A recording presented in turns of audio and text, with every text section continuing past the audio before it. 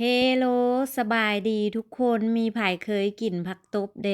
ส่วนแม่แก้วหันมักกินสุดๆเลยได้บ่ว่าจะเอามานึ่งกับป่นกับแจ่วหรือแกงส้มใส่ปลาหรือว่าเอามาเฮ็ดซุปแบบนี้ก็แซ่บคือกันตอนที่แม่แก้วยังน้อยหันน่ะมักไปเก็บสุดๆเลยผักตบนี่เลิกโรงเรียนมามือใดก็ขี่รถถีบไปเก็บกับหมู่อยู่หนองพู้นแหละป้อมล่อมอยู่ซะเพราะว่าแต่กี้อยู่บ้านแม่แก้วหันจะมีหนองผักตบเนาะหนองบักใหญ่ๆเลยบ่ฮู้ว่าเดี๋ยวนี้ยังมีอยู่บ่เพราะว่าแม่แก้วก็บ่ได้ไปโดนแหละจักดนบ่ดนบ่แม่น30กว่าปีแล้วบ่ที่บ่ได้ไปเก็บผักตบนี่นะอันที่จริงแม่แก้วหันก็คิดฮอดแล้วก็อยากกินหอมๆอยู่ใดแต่ไปเลาะตลาดทางใดแหนมซอกหาก็บ่ปรากฏเห็นเพิ่นเก็บมาขายเนาะจนมื้อนี้หันมีโอกาสได้ลงเมือบ้านก็จึงได้มาแต่ทางพุ่นแหละอันที่จริงดอกของผักตบนี่นะจะแซ่บกว่าแหน่งของมันได้เนาะทุกคนว่าคือกันบ่ส่วนแม่แก้วหันมักกินดอกหลายกว่าโดยเฉพาะดอกที่ยังตุ้มๆอยู่หันน่ะแฮงแซ่บคักหลังจากที่ได้ผักตบมาเนาะก่อนจะนำไปเฮ็ดเฮาก็นำมาเด็ดมาซ่อมเอาอันมันเป็นหน่วยปุ้มๆปอมๆแก่ๆหันออกก่อนเพราะว่าถ้าเฮาเอาใส่นำมันจะมีความหยาบเนาะหลังจากที่ซ่อมแล้ว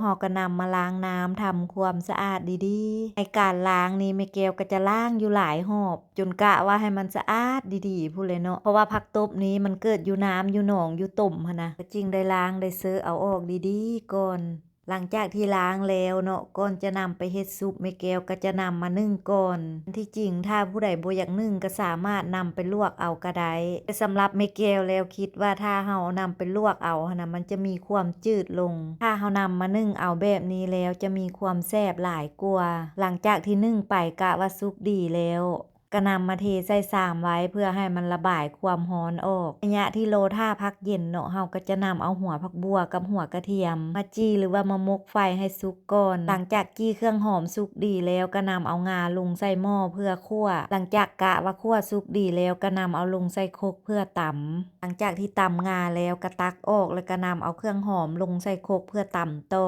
สำหรับเครื่องหอมเนาะก็จะมีมะเขือหัวผักบัวแล้วก็หัวผักเทียมส่วนขิงก็คือแม่แก้วบ่ได้ใส่เนาะเพราะว่าแม่แก้วจะใส่ใบของมันเอาหลังจากที่ตำแล้วก็นำเอามาลงใส่ผักตามด้วยการใส่เครื่องปรุงรสด้วยเกลือเป็นนัวก็ใส่น้ำปลาลงไปนำน้อยนึงส่วนน้ำปลาที่แม่แก้วใส่จะเป็นน้ำปลาเวียดเนาะว่าน้ำปลาเวียดนี่เวลาเฮามาใส่ซุปผักน่ะแซ่บแหละทุกคนได้ลองแล้วบ่หลังจากที่ใส่เครื่องทุกอย่างลงไปครบแล้วก็ทำการคนการซาวเอาไปจนกะว่าให้เครื่องทุกอย่างมันเข้าเนื้อเข้าในกันดีๆแล้วก็จึงตามด้วยการใส่งาคั่วโรยลงไป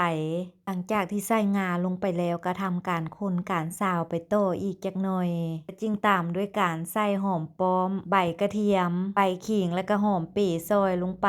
หลังจากที่ใส่ผักใส่หอมลงไปแล้วก็เฮ็ดมือเบาๆเนาะค่อยๆคนค่อยๆซาวไปจนกะว่าให้เครื่องทุกอย่างมันเข้าเนื้อเข้าในกันดีแล้วซ้ำนี่ก็ถือว่าเป็นอันสำเร็จเนาะสำหรับเมนูซุปผักตบของแม่แก้วนะเป็นจังไดทุกคนสำหรับเมนูซุปผักตบของแม่แก้วมื้อนี้หลังจากที่เฮ็ดแล้วสีสันหน้าตาเป็นตาแซ่บตากินตาซีมอยู่บ่ส่วนแม่แก้วนั้นหลังจากที่เฮ็ดแล้วเนาะก็ได้แอบซีมเบิ่งและซุปผักตบของแม่แก้วมื้อนี้นะแซ่บแท้แซ่บว่าก็สมว่าบ่ได้กินดนและซอกหามากินหั่นแหละเนาะมื้อนี้หลังจากที่เฮ็ดแล้วก็สิมานั่งกินให้สมใจอยากเบิ่งเคล็ดลับของความแซ่บเวลาเฮ็ดซุปผักตบเนาะเฮ็ดให้ออกรสชาติไปทางอ้าวเผ็ดๆแดจักหน่อยแล้วก็ใส่งาคั่วโรยลงไปให้หลายๆบอกได้เลยว่าเวลานำมากินกับข้าวเหนียวร้อนๆที่นึ่งมาใหม่ๆความแซ่บนี่สุดยอดเลยแหละมาเด้อทุกคนมากินซุปผักตบแซ่บๆนำแม่แก้วนำกันแต่สิมีไผสนใจมากินเมนูบ้านๆแบบนี้นำแม่แก้วอยู่บ่เนาะถ้ามีไผสนใจมาเด้อครัวแม่แก้วยินดีต้อนรับเสมอสำหรับคลิปวิดีโอนี้ขอจบเพียงเท่านี้แล้วพบกันในคลิปใหม่ก่อนไปขออวยพรให้ทุกคนจงใช้ชีวิตในแต่ละวันอย่างมีความสุขไปก่อนเด้อทุกคนบ๊ายบาย